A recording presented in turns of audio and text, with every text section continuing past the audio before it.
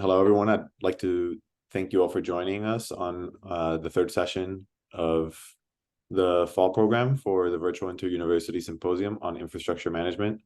And so today we have the pleasure of listening to Arnór Elvarsson, who will be presenting their work here. So the presentation should run about 20 minutes long, and then we'll take questions from the audience. And just a note, the presentation is being recorded and we'll be posting it on our website shortly after. So I'd like to introduce our speaker. So Arnór is a civil engineer experienced in the planning and transportation, in the planning of transportation infrastructure. He holds a master's in science in spatial development and infrastructure systems from ETH Zurich, after a degree in civil and environmental engineering from the University of Iceland. After some experience in practice, Arnór returned to ETH Zurich to research the planning of infrastructure systems, and his research is part of a large research module in the interconnected planning of mobility, infrastructure, and land use at the Future Cities Lab Global in Singapore. And so motivated by global challenges that may largely impact societal needs, Arnór's doctorate is about addressing the time duration of infrastructure planning, mapping the planning process, providing decision support for modeling effective planning outcomes, and how to select and ranking planning decisions, considering both effectiveness and the efficiency of planning. So I think we'll hear a lot more about that during today's presentation. So with that, I'll hand it over to Arnór. Thank you. Thank you, Adrian, for this introduction. I'll share my screen, which I hope everyone can see by now. Maybe a quick yes would be great. All right, and thanks also as well for the invitation to talk here. I was just telling Adrian and Professor Durango-Cohen that I've been following this forum closely and as closely as I can in recent years, and the presentations I've seen, they focus on various aspects of infrastructure management and generally with decision support close to heart. And my presentation will be no different. So brief introduction from my side. Yeah, I'm Arnór. I come from Iceland, and what brought me into the field of infrastructure was, as for many, the transformation from unbuilt to the built, or even functional modification. And this sort of catapulted me into the train of thought, thinking about the societal benefits that infrastructure provide. And why does infrastructure get built in the first place? And immediately you start thinking about the stakeholders affected, the ones that are both active in modifying and those affected by infrastructure change, as well as the related planning processes. And that's why focusing my research on the field of infrastructure planning became a very clear challenge to me that I wanted to tackle. I see it as particularly challenging because planning in space requires consideration of land, mobility, and infrastructure. And infrastructure planning is what we see as the process from the time once we identify that stakeholder needs are unmet, so those of people really affected by change, until we provide a clear guidance to how they can be met. An example would be a greenfield parcel before any of these beautiful houses are built, and just the decision that we make to develop this parcel to be for housing residents. And those residents, being users or examples of stakeholders, they will have mobility demands and needs to go to work, shopping, or any other activities. And consequently, the road infrastructure is required to serve those mobility demands of people in alignment with the spatial development. But what we see as a major challenge is that from the point in time when planners decide to develop a particular parcel until the necessary infrastructure is constructed, this can be a very long time, as necessary planning processes, deliberations, permit applications, and even land acquisitions. All of these things take time that within this in this process. So today I'm going to split the talk into three parts. First, an introduction of responsiveness in very, very simple terms, and a more detailed case study will then follow that we reported on in a paper with Brian Adey of infrastructure management and David Kaufman of urban planning. and then an outlook of the implications on infrastructure planning and consequently my research direction and where this sort of takes me.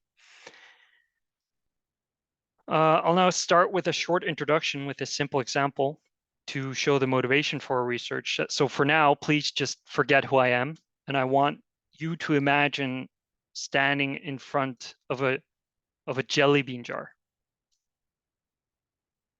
So I have a job to do, and I am your jelly bean planner. I have to count the number of jelly beans and plan for the addition of more jelly beans.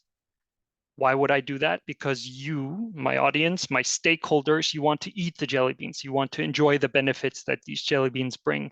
And that's why I need to know that we have enough jelly beans for all of you, both now and in the future, and act accordingly. And that's how I ensure that your needs are sustainably met. This process of counting jelly beans for all my stakeholders, as you can imagine, this takes quite long. You might pour all the jelly beans into a bowl, tally the number of beans going back into the jar one by one. This would be a slow process, but 99% accurate. I'd get to I'd get to a good result. If you, my audience, now just look at this jar, you could make a reasonable guess. Tell anyone in the chat, or whatever, how many jelly beans there are. It's going to be quick, but it's going to be rather inaccurate. And maybe as middle ground, I can find ways to improve the process, speed up the process, taking an average weight per bean and then find the total weight of all the beans and get to a reasonable amount. And maybe that's good enough to meet your needs of getting you the jelly beans so you can eat them. But how can I evaluate that it's still effective in planning for an uncertain future? Some of you may say that won't work because I also have to know which types of jelly beans are in the jar. Some of you like the cherry flavored beans, others like popcorn flavored beans, others don't even like jelly beans. And what I'm getting to is that it requires effort for me as the planner to consult with you and understand your changing preferences for flavor, at the same time as I'm keeping tally of all the beans in my system. These iterations I'm getting to the point where it's not efficient. And at the same time, your hunger for jelly beans is growing. And I am responsible for this jar of jelly beans that it continues to meet your needs. Infrastructure planning organizations like the canton or federal organizations or national highway boards, what they're called in the different countries, they're responsible to meet their stakeholder needs sustainably. And similar to jelly bean counting, planning infrastructure is also a long-lasting process. We have users that wait in traffic until our infrastructure planning organizations are able to provide their users with faster ways for them to travel.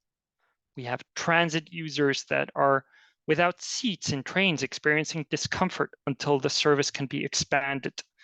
And our cyclists waiting for safe infrastructure to complete their journeys in a safe manner, in a direct and safe manner. And the even inability to decide is costly for our stakeholders. So to find this trade-off between planning efficiency and effectiveness, we come to defining the value of responsiveness. Responsiveness is what we call the ability of organizations to meet changing stakeholder needs quickly.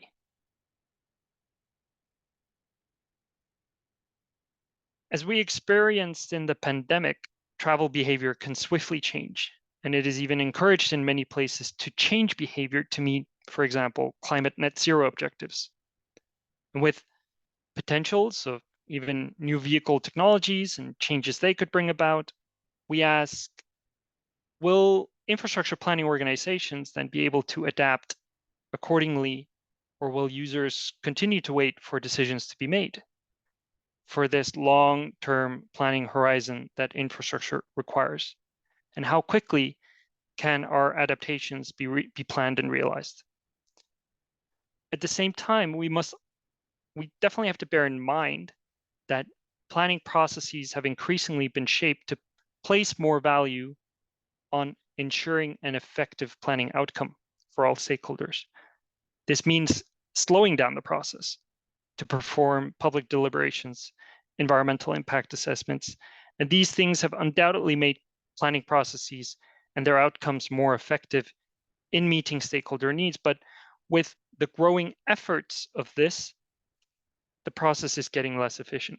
And if planners were to counter that and propose to expedite the process, making it more efficient, we have to break down the planning process and understand the contributions of each task to improving the planning effectiveness. And we quantify that with costs and benefits and set up a framework to trade off those costs and benefits of meeting stakeholder needs more quickly. And that's novel. So I'd now like to dive a bit deeper into showing an actual case study for this. And we look at the region of the Zurich Highlands. And if you're Swiss or if you've ever come to Switzerland, this term may seem odd because the country is quite terrainous, but this is the name that actually this region bears. Here we're located on the top of the Bachtel Peak, looking towards Lake Pfäffikon. Maybe you see my cursor, with the city of Wetzikon here on the left. And the reason so here we see this on a map format with Bachtel over here and the Pfäffikon Lake here. And the reason why we've singled out Wetzikon before is that it is geographically well located between valleys. It's a sort of a geographical saddle point. It's also a regional hub, and it's planned as such, and was well located to connect the different corridors through time, was a good place for trade in the past. It's now the 6th largest city in the canton of Zurich. And the existence of infrastructure today reflects this importance, with a highway and rail track running through the corridor, cantonal main roads running in parallel. Cantons are, for reference, similar to the US states, connecting Zurich up here with Rapperswil down here towards Chur, which is a large hub before the Transalpine crossing. Now, focusing in on this corridor, interestingly, you will find that between Uster and Betholz, there's a gap in terms of the highway infrastructure, located here in purple, and this red line here is a main road. And so let's zoom into this here a little bit and look at the history of the highway development a bit more closely. The highways were planned in the 60s, with the first part in 1970, being built in 1970, then in 1983. And then the construction from Uster onwards was then done on a much smaller scale than originally anticipated, in favor of the nationally protected wetlands. And this left large population densities of Wetzikon-Gossau and Hinwil without access to the highway network. So we then, in a fictitious but yet realistic case study of the A15 from Dubendorf to Hinwil, we imagine that we're planning this highway extension here in green between these parts of the highway. So we're closing the gap. And we're looking at the planning process specifically. We explore 3 different changes to the infrastructure planning process over multiple future scenarios based on random sampling of 3 different variables and ran Monte Carlo simulations. So I'll talk you a little bit through this process. So for the uncertain development, we modeled an uncertain development of road users, the time at which constructing the highway would be accepted and ready in terms of the legislature passing it through funding, and additional road users due to improved access or induced demand that is generated by the improvement of the accessibility. In terms of the process changes, we proposed shortening the duration through shortened consultation times required in the planning process. We proposed early land acquisition and mitigating induced demand so that you would not have to react to that at a later time, but do it simultaneously.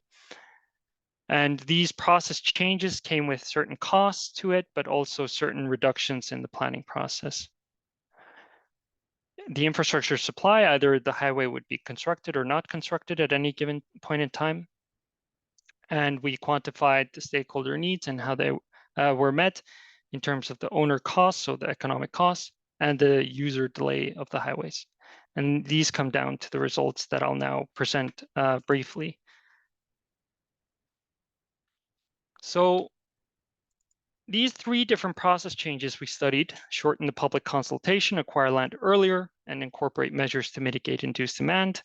We make the necessary assumptions to how they shorten the planning process again, and at what cost. And based on the combinations of these changes, we developed situations for organizations to be able to reduce the time by a certain amount in relation to a reference situation.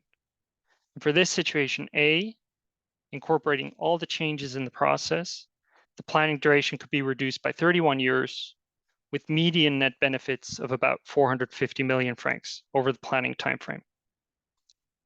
Let's not get too focused on the specific numbers because I've made a lot of assumptions along the way, but it is important to show that our results tend towards a general trend of more responsive situations leading to larger net benefits. But interestingly, we also find that this is not always true. Situation G, as I've shown, saves 25 years of planning time, but did not necessarily provide higher net benefits than a situation reducing planning time by 6 years. And that's really what I'm trying to show here, is that we need this framework to help planning organizations understand what parts of our planning processes are integral to facilitating more sustainable planning outcomes. So here I show the same results in a box plot with the reduction of planning time in years here, net benefits here. I won't, the box plots show the 25th percentile and the 75th percentile. All I'm trying to show here is that the trend is that with increasing reduction in planning time, we also can get more positive outcomes. But you just because of time, I think I'll pass through this and you can ask more about it. But there seemed to be a general positive trend to improving the responsiveness of planning organizations. And with increasingly faster changes impacting our infrastructure in jelly bean jars, that's why we're talking about the need for planning organizations to be able to meet stakeholder needs effectively and efficiently. And that's really what this contribution of this framework is all about. So stepping out of this case study, I'd like to briefly reflect on the implication of these results for the field of infrastructure planning and summarize my next steps in research. And I'd love to hear your thoughts on this as well. I'm mindful of the time, so I'll keep this short. But if we refocus on the general concept of infrastructure planning again, this process is done by infrastructure planning organizations identifying the need to modify infrastructure. And while this process is large with many coordinating stakeholders, different planning outcomes, overlapping timelines, and competing resources, we provide here a simplification of the process through the key questions that the infrastructure planning organizations strive to answer throughout the process. So again, these three questions simplify the process. How will the stakeholder needs change in the future? How will the current supply of infrastructure enable stakeholder needs to be met in the future? And how can infrastructure modifications be identified and selected to ensure that they're done effectively and efficiently? Now, our hypothesis is that the infrastructure planning process could be made more efficient and effective through the use of appropriate digital tools like models of the evolution of the infrastructure and development and its development, models developing the use of adaptive plans, and models that enable the evaluation of these adaptive plans. And we focus on the efficiency, and we come up with 3 research questions moving forward. And I'll throw those up on the screen. How can the planning process duration for regional transport infrastructure be shortened, ensuring effectiveness and efficiency? Then, if we do decide that planning process duration is to be shortened, how can we use decision support tools to ensure that stakeholders that all the feasible solutions have been explored? And how can the planning process outcome be appraised to consider systematic impacts over the time since decision to plan until the end of planning horizon? And I underline that I'm not speaking about the decision to construct, but the decision to plan. So I think with that, I'm at the end of my presentation, a little bit rushed through that last bit, but what I'm also hoping to get a discussion going about this framework, about the questions that follow up arising from that. So I think I can fill in the gaps also just through the discussion that I hope that I've managed to spur here. So thank you all for listening. Thank you for being here. And I'll close with that. Thank you, Arnór. Thank you so much. Any questions from the audience at this point? I think it would be nice to have a discussion. I have a couple of questions. If I'm happy also to yield my turn if anyone else wants to ask first. But anyways, the questions that I have, one is a little bit of a clarification. And so when you talk about demand mitigation strategies, what I interpreted is that basically this is basically maybe mitigating demand until the new infrastructure is in place. That's what I interpreted. And the reason why I interpreted that is because I assume that particularly with this essentially like indirect demand that you talked about, that basically channeling this to the new piece of infrastructure is likely to yield additional benefits. And so that's a clarification question a little bit. Maybe I misunderstood something. Okay, thank you. Yeah, good question. I also did not allocate enough time on explaining that in all too much detail. So I understand where that arises from. Thank you for the question. So this has to do with, in terms of the planning process, we are looking at, when we expand a highway, we're looking at the fact that we're providing increased access to the region of Wetzikon and Gossau and Hinwil, those upper parts between Zurich and Rapperswil.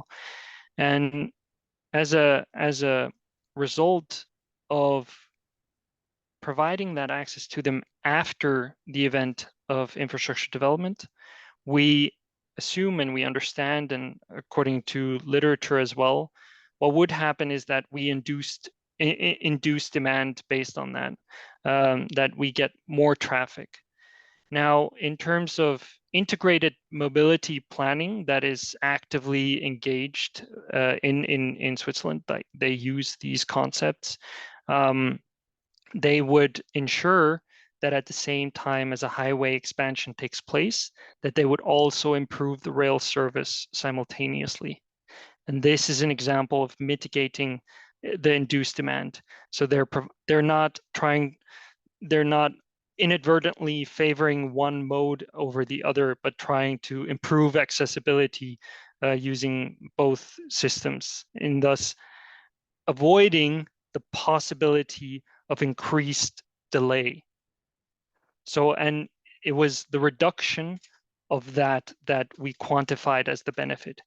So in reference to the scenario where we would not mitigate this demand, we would then cause more delay, and this mitigating, doing that simultaneously reduced or improved the benefits, reduced the delay costs.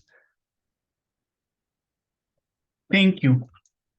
And then the other comment that I will make, I'm not sure, and this slide is perfect. I don't know if you considered essentially various scenarios in terms of the development of demand over time. And so something that I really liked about your approach and the way you explained it is that some of these ideas, like essentially purchasing the right of way early, I think that they are excellent strategies to hedge against a demand uncertainty, because you are postponing perhaps some possible development costs, but you have the option, if you will. And so I don't know if ultimately these benefits of these options, if they are captured in the net benefits that you are talking about. And so with that, Oh, you went on mute. Just the last bit that I missed. So I was just curious if the value of these options, by essentially making these investments early, by acquiring the right of way, if this is captured in the net benefits that that you are calculating.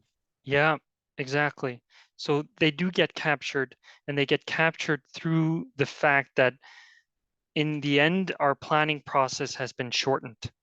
So in reference to something where we would, for example, not acquire the land, but we would do it only. So in Switzerland, the background is in Switzerland, you can only purchase the land once you have the permit and the go-ahead from the government. There's a way to bypass that if you accept to have certain payments annually and so on. So you can do that earlier. Now, we said, okay, let's look at the quantitative benefit of actually doing that. And the benefit then of following that strategy, if you will, is that you are able to realize the development earlier, and thus the delay costs of the users drop earlier. And that's where the benefit comes from in reference to the situation of doing nothing. Very good question. And maybe, sorry, I'll add to this. I see there's a hand raised. The next step is really looking at mapping the planning processes. And one of the things that is done around the world is exactly those kind of strategies, like explicitly doing those kind of strategies of purchasing the right of way is what you is how you named it, but they also have infrastructure corridors. There's examples of doing that in Australia, where they've just set up the block of this is where we think infrastructure might be in the future, so we're not going to build houses here. And that is, for example, one way where they've thought about that in some way or form. Sorry, you've had your hand raised for quite some time, Arnold. Yes, thank you, Arnold. We had a very close first name. So my name is Arnold from Toronto Metropolitan University, and say hello to Dr. Eddie. Also, hi, Adrian and Pablo, long time. Sorry for, trying my best. Thank you again for organizing those meetings. So Arnold, back to you. I have actually, I don't know, do we have a time? Otherwise I can hold myself for future.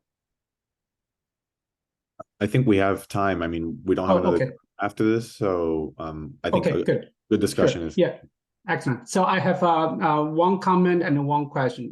Comment is that, I think this topic regarding the responsive planning, it's a very, very timely one. And I can also see the kind of a connection, although you are talking more on the kind of a regular planning context, but I can also see the connection of the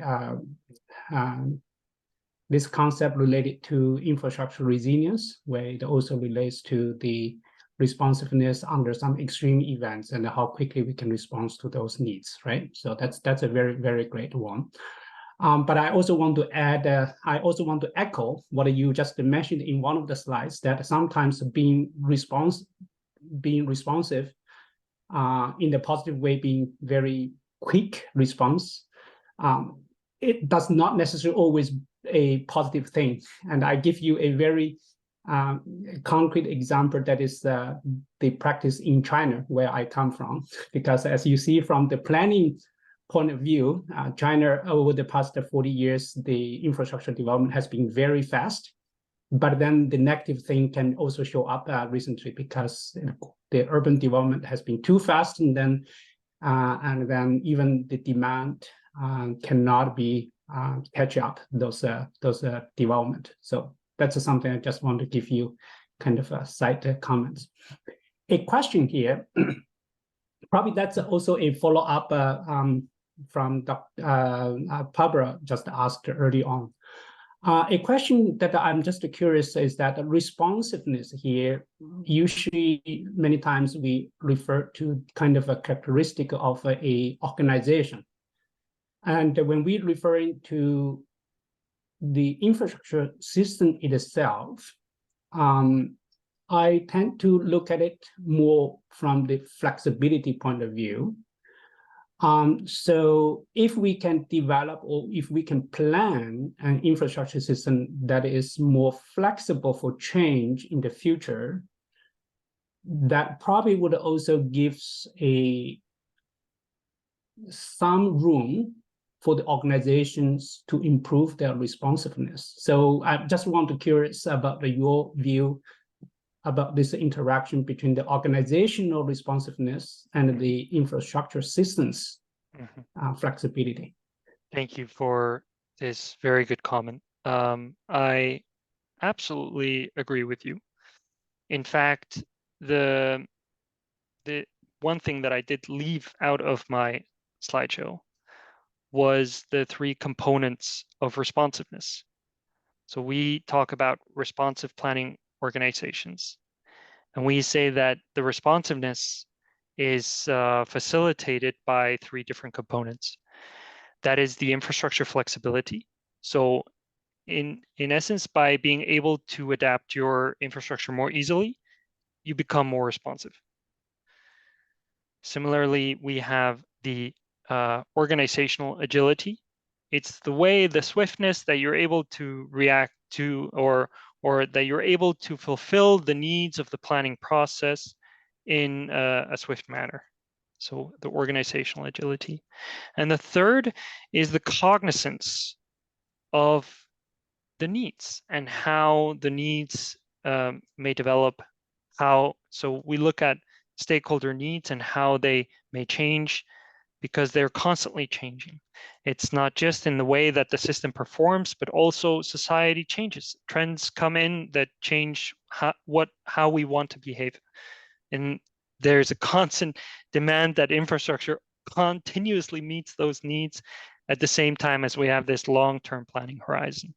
So it's in defining responsiveness in this paper that I referred to, and I think the manuscript, maybe I shouldn't say this loud, but the manuscript you can find under this QR code.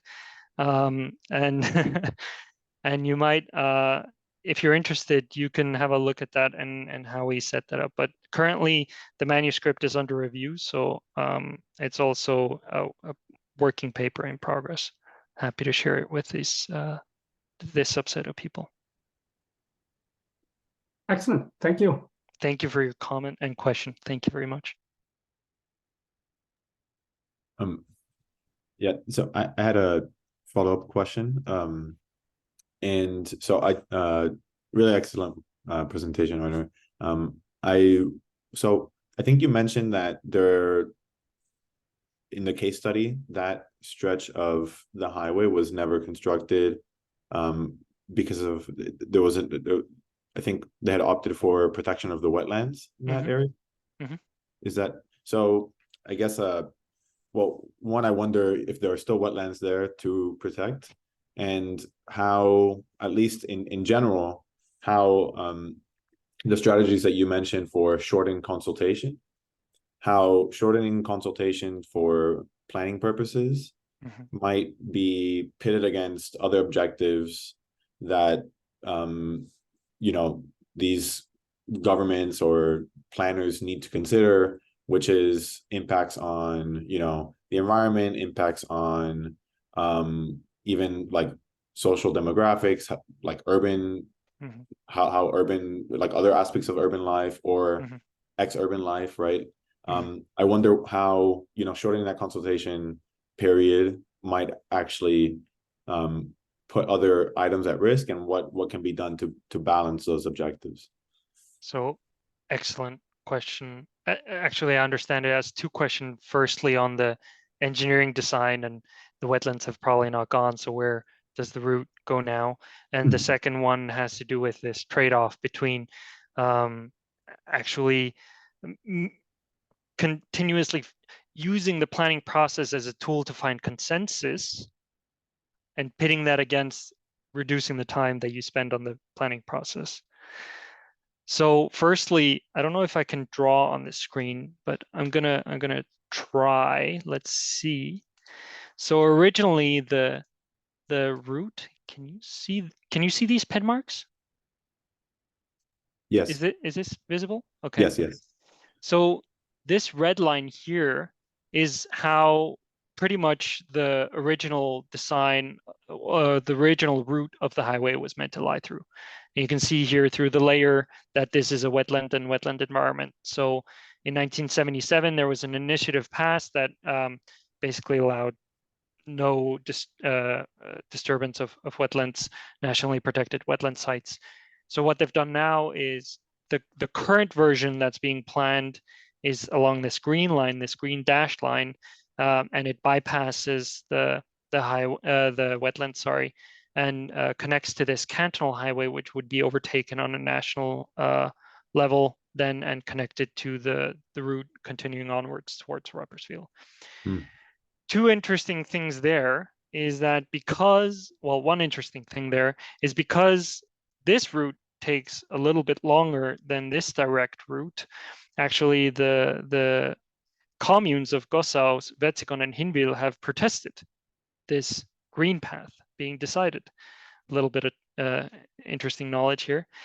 Basically, it takes too long for people from Hinwil to get to Zurich, and that's why they claim that the traffic levels through Wetzikon and Hinwil will remain the same, unchanged, and therefore they could just decide not to do the highway anyway. So currently, what's delaying the process right now is that they're looking again at this route variant here, but now with a tunnel version, trying to see if the soil is ready for actually going underneath here and connecting to this roundabout junction here.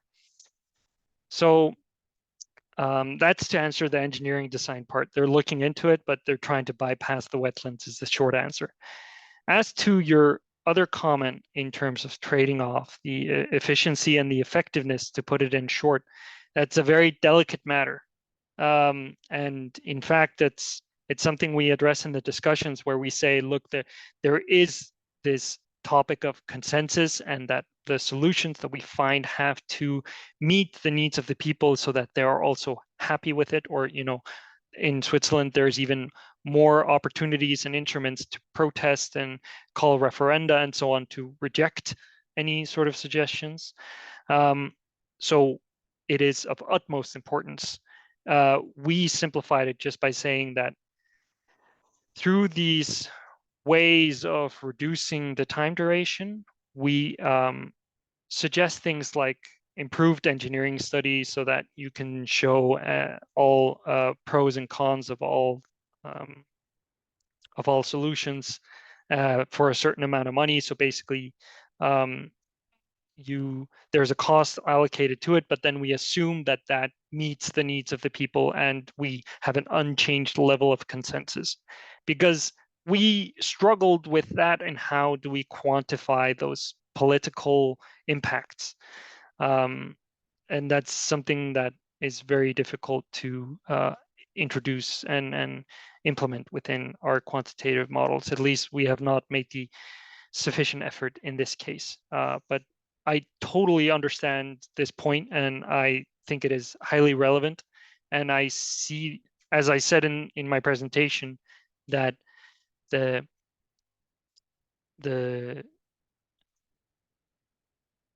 how we have through time tried to become more and more effective and getting to a higher level of truth for all our stakeholders, where they're sacrificing the time because it takes longer and longer for us to plan infrastructure. And maybe there is some sweet spot in the middle, and that's maybe what my framework can contribute to finding. Thank you. Yeah, very good. Are there other questions from other members of the audience for Arnór?